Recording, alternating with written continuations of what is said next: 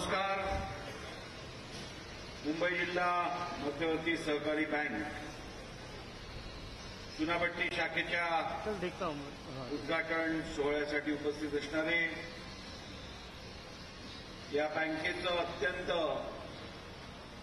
योग्यरित्या अध्यक्षपद ज्यांनी भूषवलेलं आहे आणि त्यांच्या अध्यक्षतेत बँकेने जी नवीन उंची गाठलेली आहे, असे आमच्या विधिमंडळातील आमचे सहकारी माननीय आमदार प्रवीणजी दरेकर साहेब,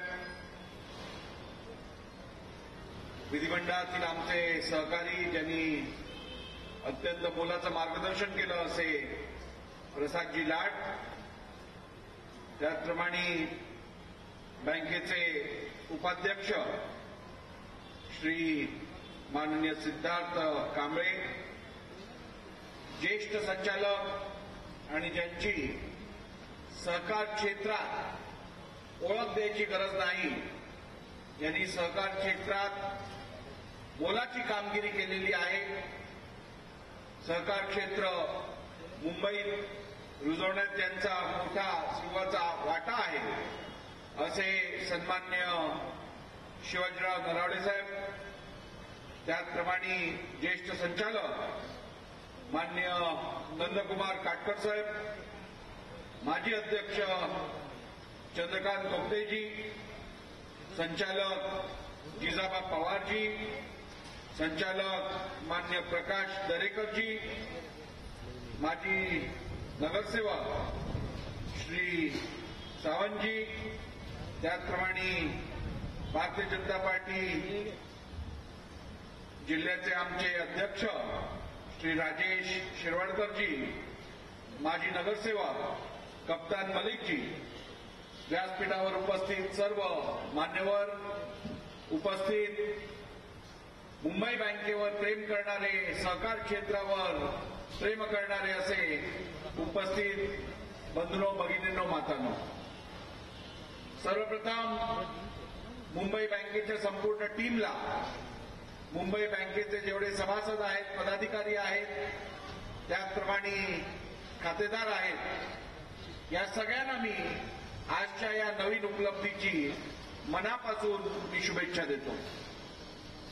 आज इकडे प्रवास करत असताना मी सहज प्रवीण भाऊंना विचारलं की आता मुंबईत 20-25 शाखा तरी झाल्या असतील, तर मला अत्यंत आनंद वाटतो सांगताना प्रवीण भाऊंनी मला सांगितलं आज इकडे बँकेच्या 60 पेक्षा अधिक शाखा या मुंबईत झालेल्या आहेत. आणि त्यामुळे अशा या शिखर बँकेच्या मुंबईच्या या शहरात जिथे एक रूम घेणं एक स्वप्न असतं, एक छोटं कार्यालय बनवणं हे लोकांचं आयुष्यातलं ध्येय असतं, अशा ठिकाणी मुंबई बँकेसारख्या संस्थेनी 60 पेक्षा जास्त शाखा उभारून प्रमुख ठिकाणी आपले हेड ऑफिस कार्यालय बनवून आपली एक ओळख या मुंबईत निश्चितपणे सिद्ध केलेली आहे. बांधवांनो, आपल्या सर्वांना माहीत आहे, भारत राष्ट्रात लोकशाही, संसदीय लोकशाही पद्धतीने सगळा कारभार चालतो. या जगात गव्हर्नन्सच्या वेगवेगळ्या पद्धती आहेत. कुठे डेमोक्रेसी आहे, कुठे कम्युनिस्ट रूल आहे, वेगवेगळ्या प्रकारच्या हे गव्हर्नन्स पॅटर्न जगभरात दिसून येतं. परंतु भारतात आपण पार्लमेंटरी डेमोक्रेसी चूज केलेली आहे. संसदीय लोकशाहीच्या माध्यमातून या देशाचा संपूर्ण गव्हर्नन्स चालतं. आणि असं असताना या देशात संसदीय लोकशाही कशी चालावी या संदर्भातला पूर्ण माहिती असो किंवा आदेश असतील, हे या देशातल्या संविधानातून आपल्याला प्राप्त झालेले आहे. या देशाचं संविधान निश्चितपणे जगातलं सर्वोत्कृष्ट संविधान मानलं जातं. आणि याच संविधानामध्ये सहकार क्षेत्राबद्दल आणि सहकार क्षेत्राला एक विशेष स्थान दिलेलं आहे हे सांगणं अत्यंत आवश्यक आहे. आणि म्हणूनच ज्या संविधानात सहकार क्षेत्राला विशेष स्थान दिलं गेलं आहे त्याचा अर्थ हाच आहे की संविधानाला पुढे नेण्यासाठी आणि देशात लोकशाही मजबूत करण्यासाठी सहकार क्षेत्राचं खूप मोठं योगदान आहे आणि योगदानाची गरज आहे.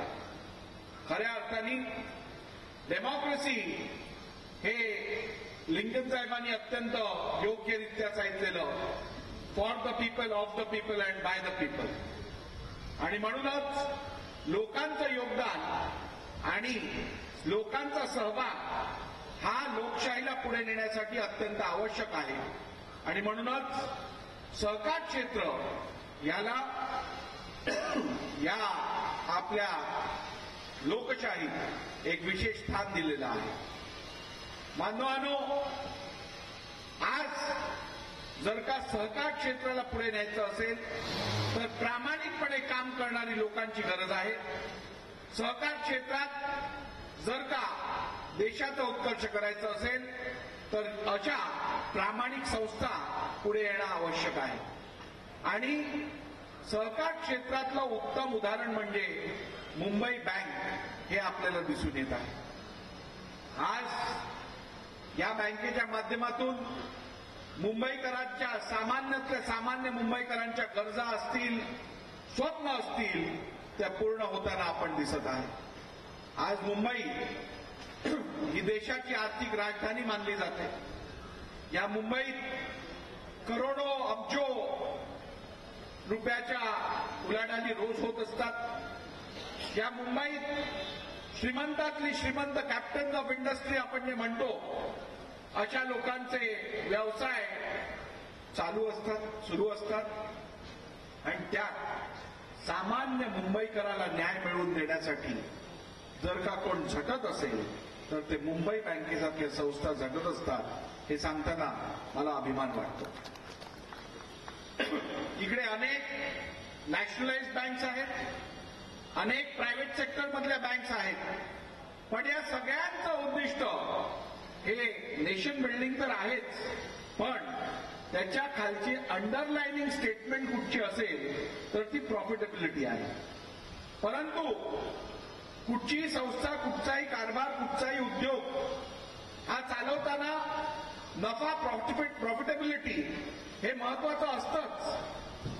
परंतु प्रॉफिटेबिलिटी नफ्यासोबत सामान्य माणसाचं उत्कर्ष करणं आणि त्याची स्वप्न पूर्ण करून देणं हे ध्येय कोण ठेवत असेल तर ती मुंबई बँक ठेवते. आणि म्हणूनच मुंबई बँकचं स्थान आणि मुंबई बँकची किमया ही आपण इतर संस्थांची, बँकेची तुलनाच करू शकत नाही. कारण आमचं भांडवल, या बँकेचं भांडवल केवळ नफा नव्हे तर लोकांची स्वप्नपूर्ती आणि लोकांना समाधान प्राप्त करून देणं हे आहे. आणि म्हणूनच या बँकेची तुलना मला वाटत नाही कुठच्याही इतर संस्थेशी होऊ शकते. आज प्रवीण भाऊ आपण इकडे सांगितलं की बँकेनी विविध क्षेत्रात असणाऱ्या विविध लोकांना, संस्थेना भरपूर मदत केलेली आहे.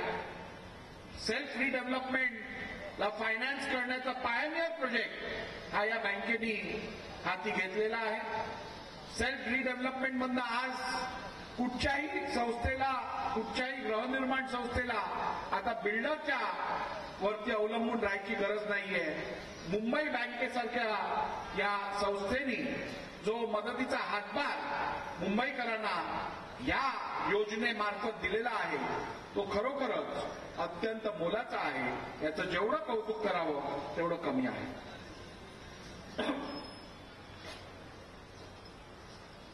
आज या ठिकाणी प्रवीण भाऊंनी जेव्हा मला आमंत्रित केलं तेव्हा खरं तर पूर्वनियोजित दुसरे 1-2 कार्यक्रम होते. दिल्लीला जायचा पण एक प्रोग्राम होता.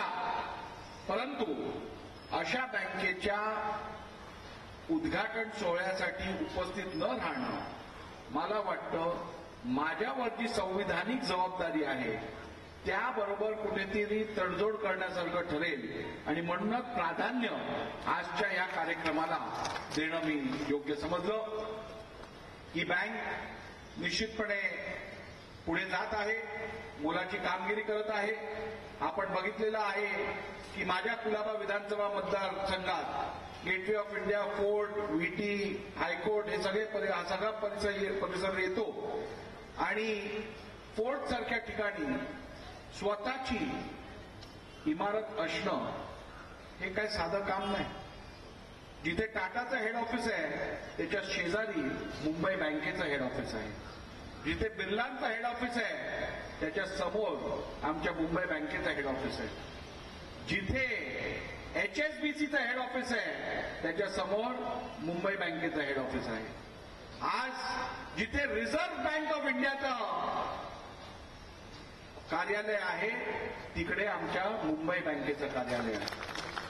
आणि त्यामुळे मला आता जेव्हा मी देशात फिरतो, आमच्या पीठासीन अधिकाऱ्यांचे कॉन्फरन्सेस असतात, तिथे जातो, तेव्हा मला विचारतात आपका चुनाव क्षेत्र कौन सा है. तेव्हा मी सांगतो त्यांना की गेटवे ऑफ इंडिया जहां है ना वही मेरा चुनाव क्षेत्र है. आता यापुढे असंच सांगायला लागणार, जहां हमारे मुंबई बैंक का हेड ऑफिस है वही मेरा चुनाव क्षेत्र है. आणि तो दिवस दूर नव्हे जेव्हा आमच्या मुंबईला ओळख ही मुंबई बँकेच्या मार्फत मिळेल अशी मनोकामना मी आज व्यक्त करतो. आपण सर्वजण इकडे श्रम घेऊन, मेहनत घेऊन जे स्वप्न, जे रोपट यापूर्वीच्या आपल्या संचालक मंडळींनी, अध्यक्षांनी या ठिकाणी पेरलेलं आहे ते मोठं वृक्ष करू इकडे सावली या मुंबईकरांना यापुढे देईल अशी मनापासून आपली इच्छा व्यक्त करतो. आणि विधानसभेचा अध्यक्ष म्हणून, या मुंबई शहराचा लोकप्रतिनिधी म्हणून मी आपल्याला आश्वासित करतो, जेव्हा जेव्हा आणि ज्या ज्या पद्धतीने तुम्हाला माझ्या सहकार्याची गरज लागेल मी निश्चितपणे तुमच्यासोबत सातत्याने असेल.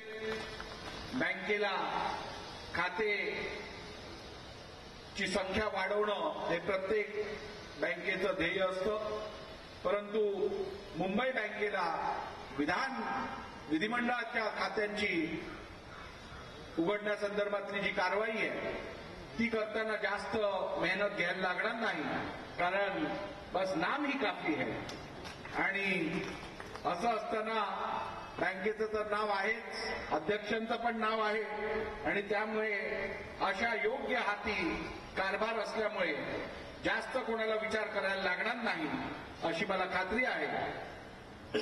प्रवीण भाऊंच्या बद्दल थोडं सांगणं आवश्यक आहे, कारण ज्या क्षेत्रात ते हात घालतात, ज्या क्षेत्रात ते लक्ष देतात त्या क्षेत्रात उन्नतीच होते. प्रवीण भाऊ विधानसभेत आमदार होते, त्यावेळेला विधानसभा त्यांनी गाजवून दाखवली आहे, आपण सगळ्यांनी बघितली आहे. प्रवीण भाऊ विधान परिषदेचे सदस्य झाले, सदस्य होताच ते विरोधी पक्ष नेते झाले आणि विरोधी पक्ष नेता म्हणून त्यांची कारकीर्दही आपण सर्वांनी बघितलेली आहे. एक विरोधी पक्ष नेता कसा असावा, त्याचा दरारा कसा असतो आणि सामान्य माणसाला न्याय मिळवून देण्यासाठी त्याचं योगदान कसं असावं हे त्यांच्या रूपातनं आपण सगळ्यांनी बघितलेलं आहे. आणि आता या मुंबई बँकेचे संचालक म्हणून अनेक वर्ष ते कार्यरत आहेत आणि संचालक कसा असावा आणि मुंबईसारख्या शहरात बँक कशी चालवावी याचं उत्तम उदाहरण मुंबई बँकेच्या मार्फत प्रवीण भाऊ निश्चितपणे या मुंबईला देत आहेत असं सांगताना मला आनंद वाटतो. आणि आपणा सर्वांना या नवीन उपलब्धीच्या शुभेच्छा देत असताना तुम्हा सर्वांना परत एकदा मी खूप खूप शुभेच्छा देतो, तुमच्या सर्वांचे अभिनंदन करतो. विधानसभेचा अध्यक्ष झाल्यानंतर फारशी बोलायची सवय राहिली नाहीये, कारण प्रवीण भाऊंसारखे आमचे जे मित्र आहेत ते सातत्याने आम्हाला सांगत असतात तुम्ही आता अध्यक्ष झाला आहात, बोला कमी आणि ऐका जास्त. आणि म्हणूनच आता विशेष काय अधिक बोलत नाही, तुम्हा सर्वांना मनापासून शुभेच्छा देतो. खूप खूप धन्यवाद. जय हिंद, जय महाराष्ट्र.